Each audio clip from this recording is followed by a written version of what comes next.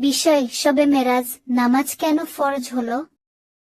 আজকের এই রাতটা সাধারণ কোনো রাত নয়, এটা এমন এক রাত যে রাতে আসমান খুলে গিয়েছিল আর একজন মানুষ আল্লাহর ডাকে সাড়া দিয়ে পৌঁছে গিয়েছিলেন সৃষ্টির শেষ সীমায়।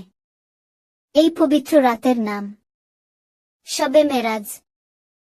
হযরত মুহাম্মদ একই রাতে মক্কা থেকে বাইতুল মুকাদ্দাসে গেলেন। এ সফরকে বলা হয় ইসরা।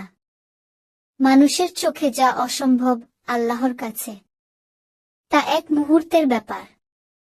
এরপর শুরু হয় মেরাজ।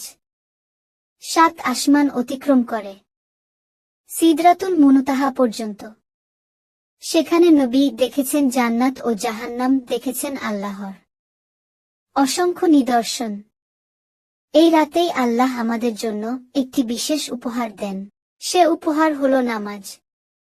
শুরুতে ছিল 50 ওয়াক্ত, কিন্তু রহমতে ভরা আল্লাহ তা কমিয়ে দেন 5 ওয়াক্তে, কিন্তু সওয়াব 50 ওয়াক্তের সমান। নামাজ শুধু ইবাদত নয়, এটা মুমিনের মেরাজ।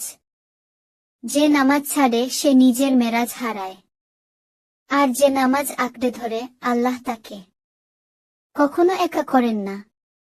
এই শবে মেরাজে আসুন আমরা তওবা করি, নামাজে ফিরে আসি আর আল্লাহর কাছে চাই ক্ষমা ও হেদায়েত। ইয়া আল্লাহ, আমাদের সবাইকে নামাজের মানুষ বানিয়ে দিন। আমিন। শবে মেরাজের আলাদা কোনো নামাজ বা রোজা নেই। শবে মেরাজ মুবারক।